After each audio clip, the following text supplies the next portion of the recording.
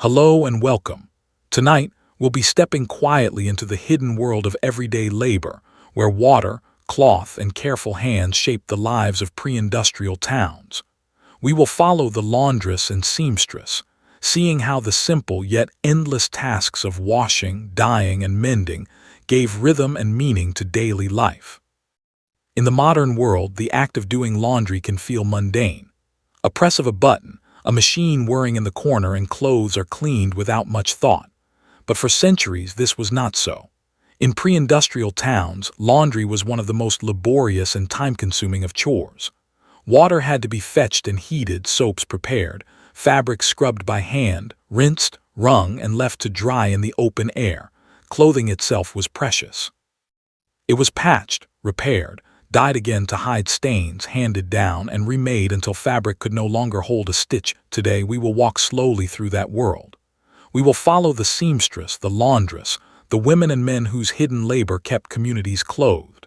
We will listen to the sounds of washing, imagine the sense of dyeing, and see how clothes carried both survival and social meaning. The day begins with water. In towns without running pipes, water came from wells, streams, or communal fountains. Women carried buckets balanced on wooden yokes or rope handles, the weight pressing into shoulders and arms.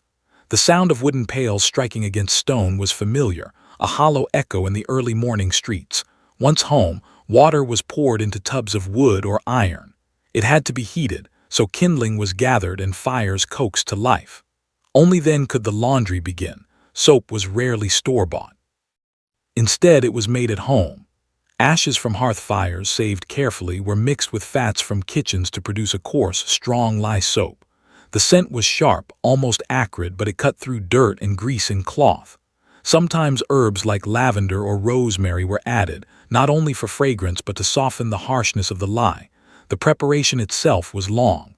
Fetching, heating, stirring, waiting. Only when all was ready could the work of washing truly start. With tubs steaming, clothes were carried in bundles. They were soaked, pressed, and beaten against stones or washboards to release the dirt. The laundress's arms worked tirelessly, scrubbing, wringing, lifting heavy cloth from water. The sound was rhythmic, the slap of wet fabric, the splash of water spilling over the rim, the steady motion of hands pulling fibers clean. In towns, communal washhouses were common. These were open structures by rivers or springs, where women gathered to wash together. The air was filled with the chatter of voices, the laughter of gossip, the sighs of fatigue. For some, it was social time as much as labor. For others, it was simply exhausting. Once washed, garments were wrung out and carried to grassy banks or stretched over wooden frames to dry. In colder months, they might be hung inside near hearths, the smell of wet cloth mingling with wood smoke. Drying took time, patience, and often more space than small homes allowed. The sight of linens flapping in the wind was a familiar landscape of any pre-industrial town. Laundry was not only about cleaning but also about renewal. Colors faded quickly. Sun, soap, and wear drained the life from fabrics. So clothes were often dyed again, their hues restored or changed. Dyes came from plants, roots, and minerals. Woad gave shades of blue. Madder, a deep root, created reds.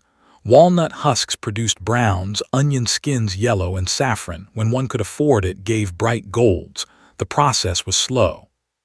Fabrics were boiled in great vats with the dye materials, the steam carrying strong smells through courtyards and alleys. The odor of fermenting indigo was pungent, almost sour. Madder left a sweeter, earthy scent. Walnut husks released a deep, woody fragrance. When lifted from the vats, the cloth gleamed with color, dripping heavy. Hung to dry, it shifted in the light, shades deepening, tones settling. These colors were not just aesthetic. They spoke of status, of community, of what was affordable and what was admired.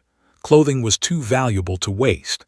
In a world without fast fashion, every garment lived many lives.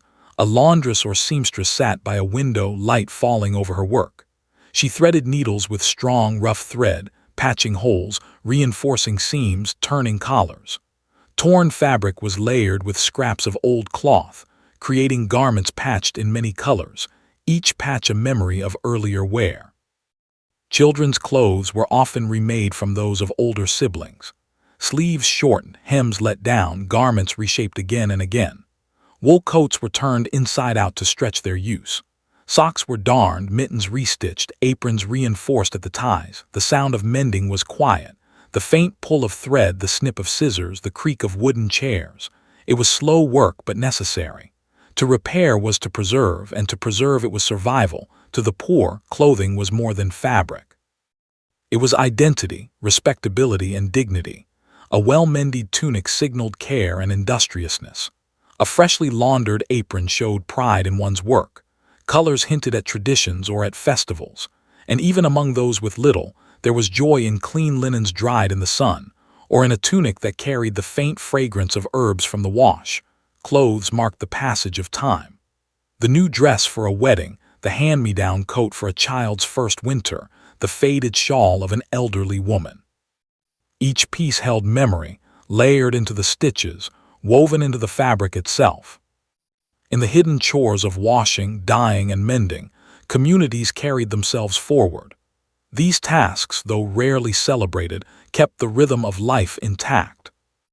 When we think of history, we often imagine battles, rulers, and monuments, but life was held together by quieter laborers. The women at the wash house, the seamstress at her window, the dye boiling in heavy pots. Laundry was not just a chore. It was an act of care, of preservation, of resilience. It was the unseen work that gave dignity to daily life. As we leave this world of soap and steam, of patched garments and drying linens, we carry a reminder that history is not only in grand events, but also in hidden chores, repeated quietly every day. Sleep well.